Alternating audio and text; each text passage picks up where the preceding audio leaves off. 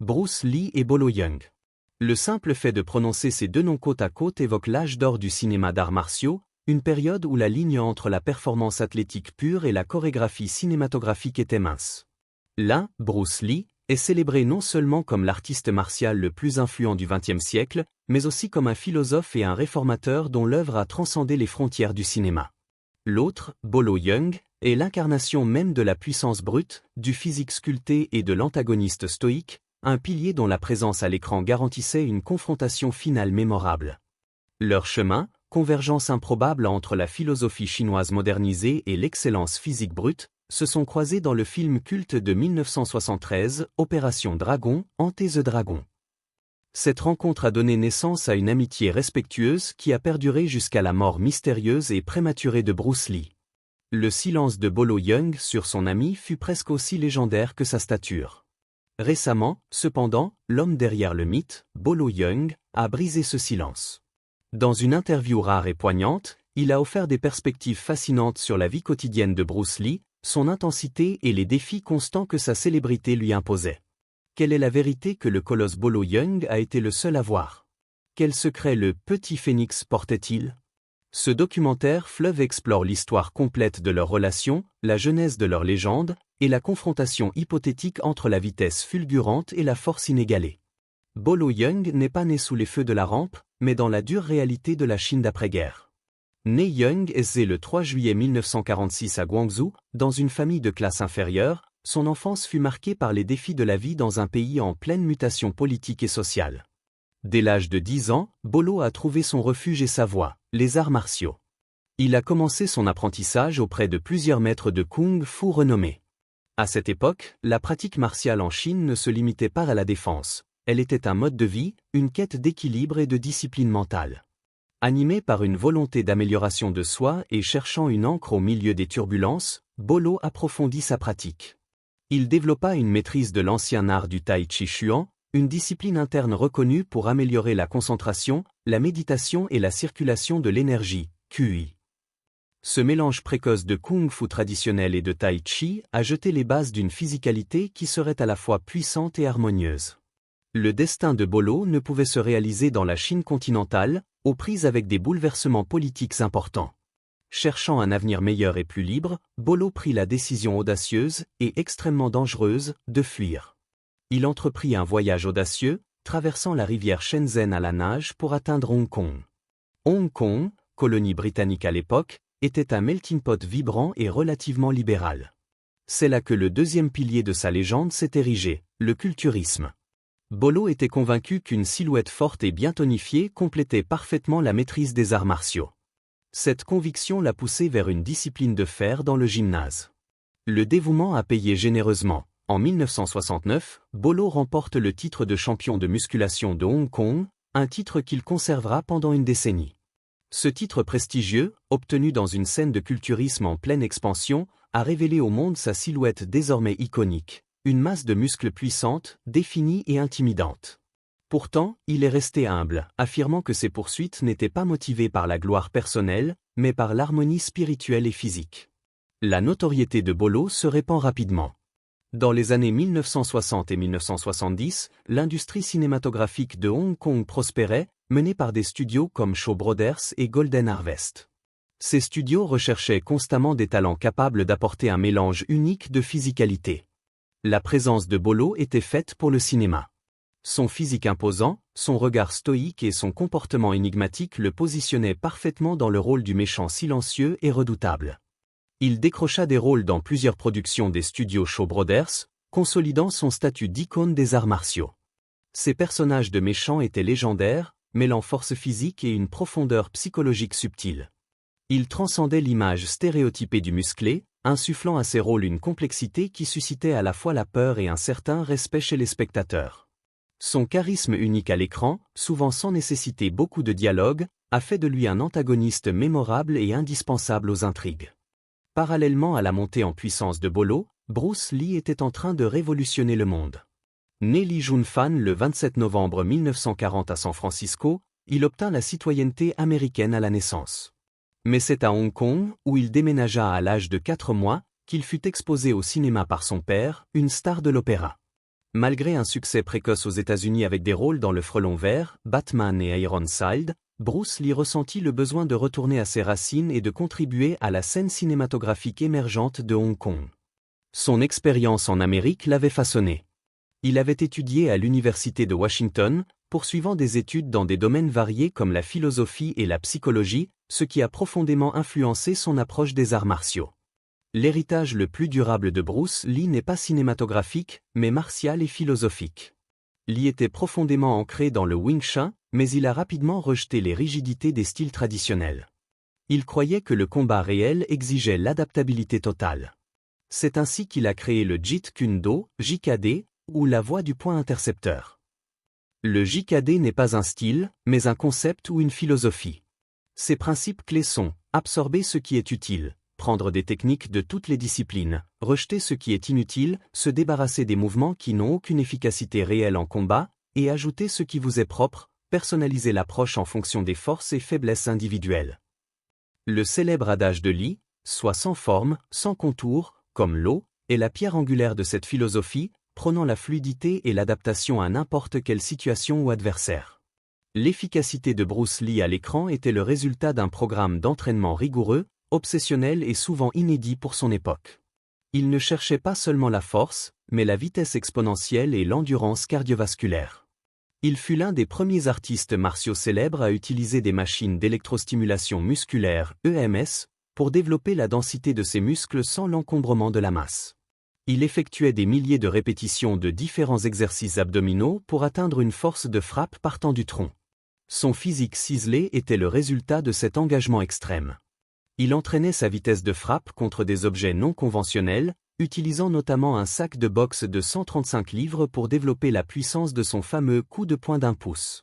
Il courait sur de longues distances et faisait du vélo intensif pour l'endurance, tout en intégrant des exercices de gymnastique et de flexibilité pour son agilité acrobatique. C'est cette discipline monacale qui lui a permis de développer une vitesse si rapide que les caméras de l'époque, filmant à 24 images par seconde, devaient ralentir l'action pour que l'œil humain puisse suivre ses mouvements. Le moment de la convergence entre ces deux mondes où la puissance musclée de Bolo et l'agilité philosophique de Bruce, fut le tournage d'une simple publicité. En 1971, Bruce Lee et Bolo Yeung se rencontrent pour la première fois sur le plateau d'une publicité locale pour les cigarettes Winston. Malgré leurs backgrounds différents, ils ont immédiatement sympathisé. Leur lien était fondé sur un respect mutuel pour la discipline et l'excellence physique. Après environ 1 an, Bruce Lee, impressionné par la présence intimidante et la discipline de Bolo, lui fit une offre qui allait changer la vie des deux hommes. Lee a approché Yeung pour un rôle de méchant principal dans son prochain film. Bolo, reconnaissant le génie et le potentiel de Lee, a accepté avec enthousiasme de partager l'écran. Opération Dragon n'était pas seulement un film, c'était un phénomène culturel. Il a été le premier film d'arts martiaux produit par un grand studio hollywoodien, Warner Bros., et a lancé le genre au niveau mondial. Le rôle de Bolo Yeung en tant que Bolo, d'où son nom de scène ultérieur, l'a immortalisé en tant qu'antagoniste ultime. Sa scène de combat, où il est opposé à John Saxon, est une démonstration parfaite de la terreur silencieuse qu'il pouvait incarner. Au cours de ce tournage, Bolo et Bruce ont travaillé en étroite collaboration sur les techniques de combat. C'était un échange de connaissances continu. Bruce apprenait l'impact de la masse et l'endurance du culturiste, tandis que Bolo affinait son timing et sa fluidité de mouvement auprès du maître du Jeet Kune Do. Leur relation était celle des âmes sœurs martiales, se poussant mutuellement à exceller.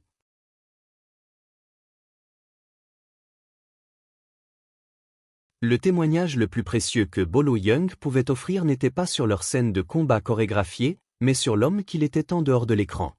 C'est ce qu'il a finalement révélé dans son interview de 2022. Bolo Yeung a mis en lumière un aspect souvent ignoré de la vie de Bruce Lee, la pression constante et l'obligation de prouver sa valeur. Bruce ne voulait pas se battre, mais il se sentait obligé de le faire, a affirmé Yeung. Le statut de Bruce Lee, autoproclamé l'artiste martial le plus grand du monde, attirait inévitablement les défis.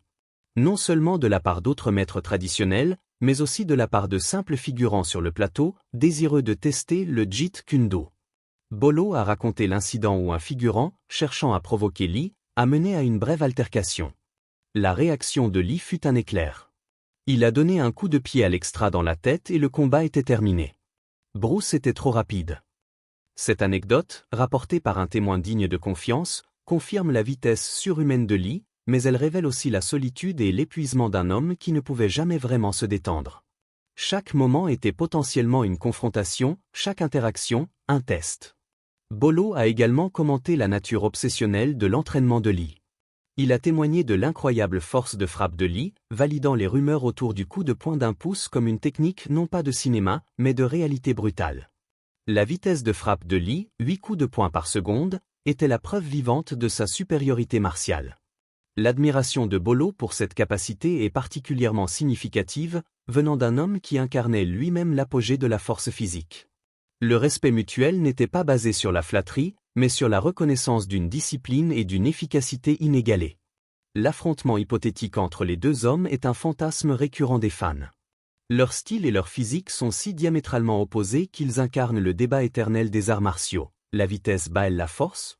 Bruce Lee, le phénix, est le maître du Jeet Kune Do. Adaptabilité, interception, efficacité. Son arme primaire est sa vitesse, 8 coups secondes, sa précision et le coup de poing d'un pouce. Son physique est de 1m71, 61 kg. Il cherche à neutraliser rapidement l'adversaire en exploitant les faiblesses. Bolo Yeung, le tank, est le maître du karaté kung-fu traditionnel, puissance brute, stabilité, ténacité. Son arme primaire est sa force de frappe dévastatrice, son endurance et sa résistance aux coups. Son physique est de 1m75, 100 kg. Il cherche à délivrer un coup dévastateur capable d'achever le combat. La tactique de Lee serait l'évasion et l'exploitation. Il utiliserait son jeu de jambes agiles pour maintenir la distance, évitant les coups puissants de Bolo. Il chercherait à intercepter, à frapper des points vitaux et à utiliser le coup de poing d'un pouce à une courte distance. La tactique de Yeung serait la pression et l'endurance. Bolo chercherait à réduire la distance, à ne pas laisser Lee manœuvrer. Sa puissance brute lui permettrait d'ignorer les frappes légères et de continuer à avancer, utilisant sa masse pour forcer Lee contre les cordes ou au sol. Le combat serait un clash de titans diamétralement opposés. Si Lee pouvait maintenir son agilité et exploiter une ouverture rapidement, il gagnerait. Si Bolo pouvait absorber la punition et réussir à enfermer Lee une seule fois, il gagnerait. Dans la philosophie du JKD de Lee, l'adaptabilité et la vitesse sont suprêmes, car elles permettent de mettre fin au combat avant que la force brute n'entre en jeu. Cependant, l'endurance et la masse de Bolo sont des facteurs que peu d'adversaires de Lee auraient pu égaler. Le 20 juillet 1973, quelques jours avant la sortie d'Opération Dragon, Bruce Lee s'effondra et mourut à l'âge de 32 ans. La cause officielle fut un édème cérébral provoqué par une réaction à un analgésique, mais les mystères et les théories du complot persistent encore aujourd'hui. La mort de Lee fut une perte dévastatrice pour Bolo. Bruce n'était pas seulement un collaborateur, mais une source d'inspiration et un mentor. L'hommage de Bolo, bref mais puissant, résume cette perte: il n'y aura jamais un autre Bruce Lee. Bolo, fidèle à sa nature stoïque et peu médiatisée, a maintenu un silence respectueux sur les détails intimes de leur amitié pendant des décennies. La mort de Lee a indirectement propulsé Bolo Yeung sur la scène mondiale. Opération Dragon est devenue un classique, et Bolo, le méchant iconique, est devenu une star. Son rêve d'Hollywood s'est concrétisé. Son rôle le plus célèbre après Lee fut celui de Chong Li dans Bloodsport, 1988, aux côtés de Jean-Claude Van Damme. Une fois de plus, Bolo incarna l'antagoniste ultime, le champion redoutable du circuit clandestin des arts martiaux. Tout comme avec Bruce Lee, Bolo a développé une amitié basée sur le respect mutuel des compétences avec Jean-Claude Van Damme. Cela a mené à une collaboration subséquente dans Double Impact, 1991. Le parcours de Bolo est remarquable. Il a réussi à transposer son succès de Hong Kong à Hollywood, offrant une fusion distincte des styles d'arts martiaux orientaux et occidentaux sur grand écran. Son héritage est celui d'une star qui a prouvé que le méchant peut être aussi fascinant, charismatique et mémorable que le héros. Aujourd'hui, même si Bolo Yeung a pris sa retraite, son influence reste palpable. L'histoire de Bruce Lee et Bolo Yeung est une leçon de vie. Lee nous a enseigné l'importance de l'adaptabilité, de la philosophie et du rejet des limites auto-imposées. Yeung nous a montré la valeur de la discipline, de la persévérance et de la puissance silencieuse. La vérité choquante que Bolo Yeung a révélée n'est pas un secret sordide, mais une réalité douloureuse. Bruce Lee, la légende, vivait sous une pression constante, toujours sur ses gardes, obligé de prouver sa valeur à un monde sceptique. C'est le témoignage d'un ami qui a vu l'homme sous l'icône, un homme dont la seule échappatoire à la célébrité était la vitesse ultime. Que pensez-vous de cette dynamique, l'homme le plus rapide contre l'homme le plus fort? Partagez vos réflexions dans la section des commentaires ci-dessous. N'oubliez pas de liker et de vous abonner pour ne manquer aucune de nos prochaines révélations sur les légendes du cinéma. Merci de nous avoir rejoints.